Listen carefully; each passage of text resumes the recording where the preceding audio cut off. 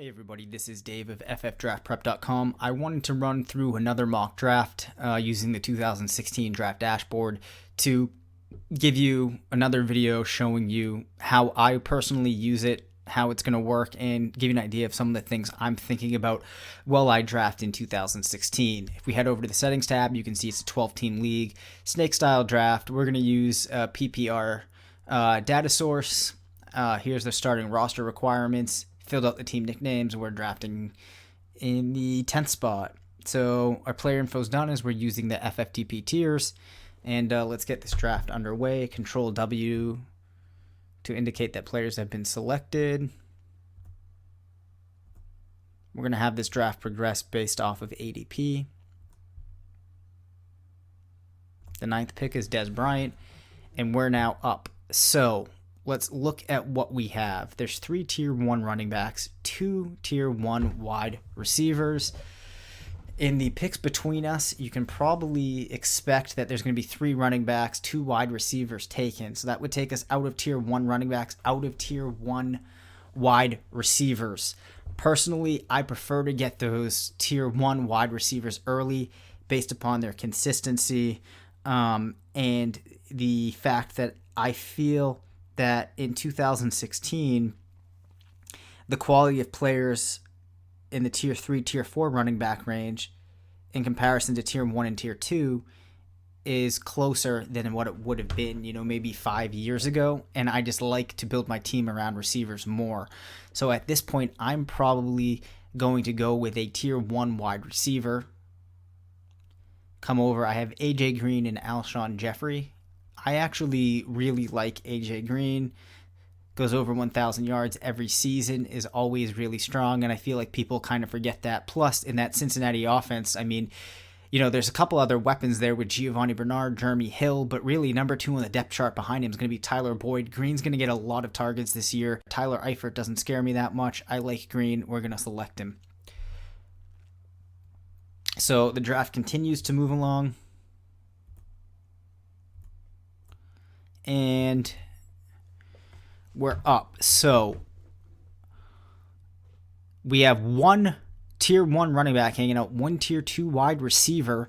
Our needs based upon the quality of players at the specific tiers that are left and the fact that we've already taken a wide receiver is pointing towards the fact that we might want to consider a running back. The 2 other scarcity algorithms, though, are pointing towards wide receiver. So the question now becomes, do I want to take that tier 1 wide receiver, or do I want to take that tier 1 running back?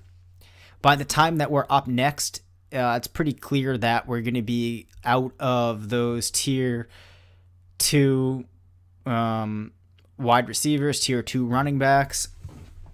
But again, I feel pretty good about the tier 3 and tier 4 running backs who will be able to get. So I am going to go with Alshon Jeffrey. So things keep moving along. You can see the scarcity analyses are updating. You can see that the team needs will update as things move along. It seems to definitely be hinting towards considering running back. I definitely wait on my tight ends and wait on my quarterbacks for a whole plethora of reasons. All right, so we're up now. So now if we're looking at things, we still have 2 tier 2 running backs, 1 tier 2 wide receiver. If we're going with more of a balanced approach, I'm probably going to want to think about those running backs because if we look at the 2 teams that are around me that are going to be picking, this team's probably going to go with a receiver. This team's probably going to go with a running back, maybe even 2. So my chances of getting a tier 2 running back aren't that good. So maybe to add some depth, we'd want to go with the running back here. So let's see. So it really then it's Jeremy Maclin or a tier 2 running back in LaShawn McCoy or Latavius Murray. I actually think at this point I would still want to go with Maclin and then grab that next running back when things come around. So let's go with Jeremy Maclin. We can come back over to wide receiver. We take Maclin. So now it's going to be interesting to see what happens. So Rawls goes, McCoy goes. Now, obviously, you know, in a real league or a real draft, it's not going to follow that ADP exactly, so we wouldn't be able to look over and cheat off of it. So now those teams have both gone with running back, only went with one wide receiver. So now that running back's still hanging out. So we could consider that tier 2 running back, which is going to be Latavius Murray. Again, I think that you should consider all players in a tier as pretty much the same approximate value. But nonetheless, it's impossible not to look at their names and consider it. So at this point, I'm now definitely thinking about going with a running back. If we look ahead, though, by the time we're up again, 10 wide receivers gone, we still might be able to get a tier 4 wide receiver. We're already doing pretty well, though, averaging more or less a tier 1 wideout. Don't need to worry about the panic picks as we're feeling good. So I think at this point, we'll take our tier 2 running back in Latavius Murray. Let's move this draft along. Wow, I hit that way too many times. So no problem. We'll just come down here, delete those, and we're up. So at this point, there's 2 quarterbacks that have been taken, 20 running backs, 31 wide receivers, and 4 tight ends. That leaves us with 1 tier 3 wide receiver, 6 tier 3 running backs. So there's no way that all of those tier 3 running backs will go. So what I'm going to do here is I'm going to take that 1 tier 3 wide receiver, let those 4 picks happen between me, and then scoop up one of those tier 3 running backs. So that really makes this pick very simple. So we go with that tier 3 wide receiver. You might say, hey, Dave, you already have 3 wide receivers. Well, that guy's going to be playing in the flex. So that wide receiver happens to be Emmanuel Sanders. We'll select Emmanuel. We'll let those next 4 picks happen. Ryan Matthews gets taken. It comes back to us, and we still have that tier 3 running back hanging out based on our team needs. That's a sound pick too.